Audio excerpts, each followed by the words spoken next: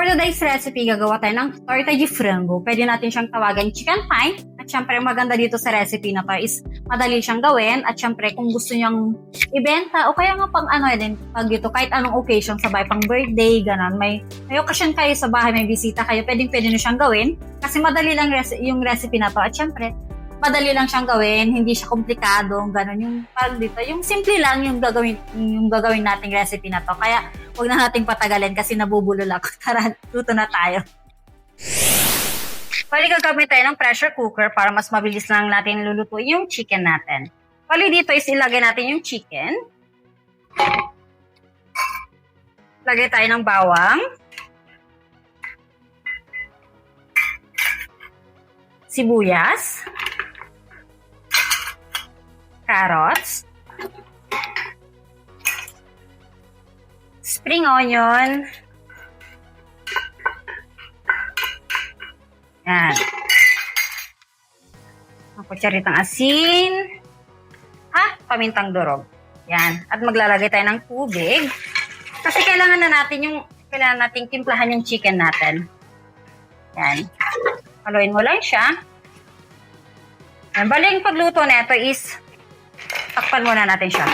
Pag nagsimula na siyang tumunog, yung gumanon na siya, magbilang tayo ng mga 10 minutes. At syempre, depende rin sa, yung sa potential ng apoy na gagamitin niya is mga 10 to 15 minutes hanggang sa maluto lang yung chicken natin.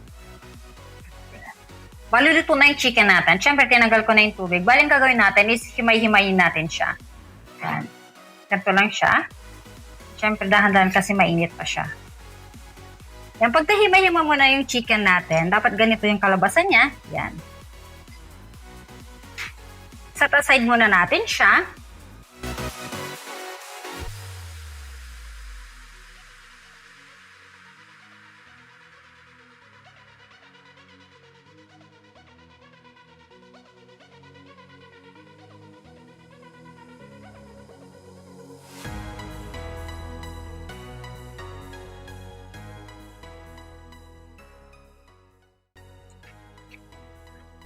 Pag nahalo ng maigi yung itlog natin, ang gagawin natin is, meron tayo dito all-purpose cream.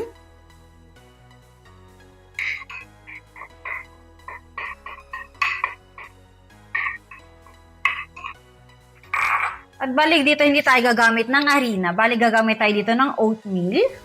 Yan, haluin lang na siyang maigi. Pag nahalo na siya lahat, ang gagawin natin is ilalagay natin yung chicken natin.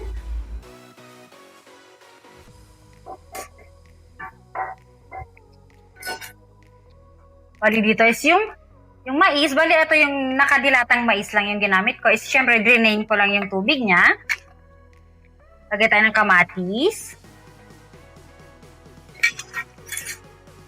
Syempre sibuyas. Spring onion,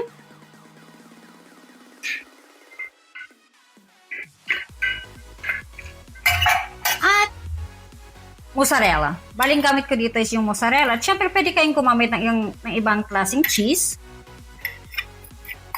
Walang problema yon. Yan. At maglalagay pa tayo ng konting pamintang durog. Yan. At haluin natin siya.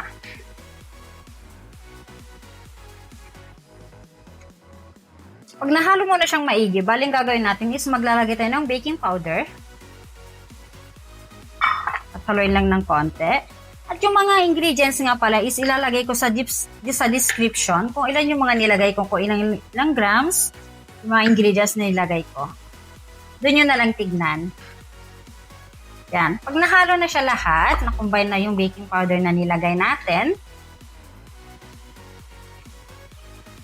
bali dito sa baking pan natin is pinahiran ko lang siya ng margarine at yung mga puti-puti na yan is yung harina lang siya at ilalagay na natin dito.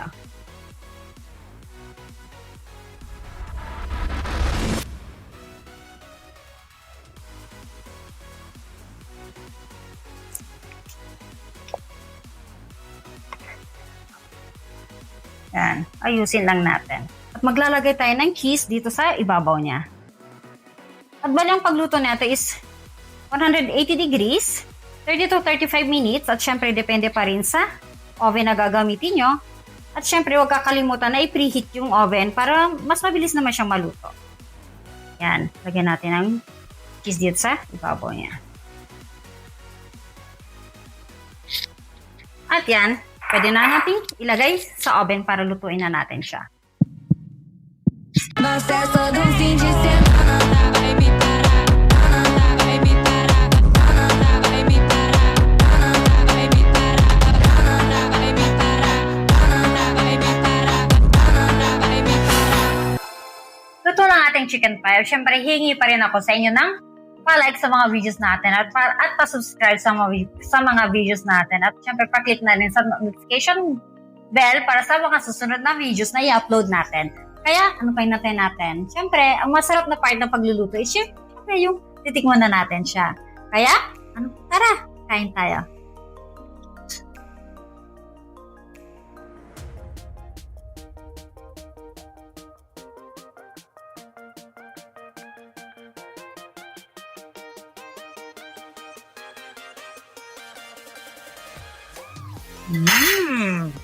Diba?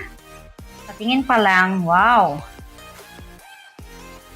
Wow na talaga siya. Perfect yung pagkakaluto niya. Yan. Oh. Yan. Wow. Yan. Kaya, alam ko, gusto nyo nang tikman to kasi masarap talaga to. Yan. Tara. Excited na ako kung tikman siya.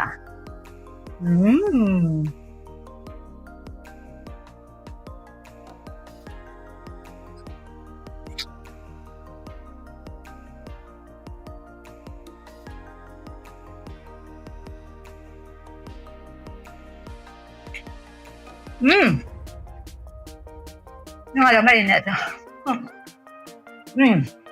Masarap siya. Ano yung Alam mo yung hindi siya dry? Juicy yung pagkakaluto natin. Kasi di ba yung minsan yung mga chicken, pag niluto natin is dry yung chicken. Pero eto hindi. Tamang-tama yung timpla niya. Sarap. Sarap siya. Kaya, wag atubiling gumawa nito kasi sigurado magugustuhan ng buong pamilya nyo. Kaya hanggang dito na lang. Ciao!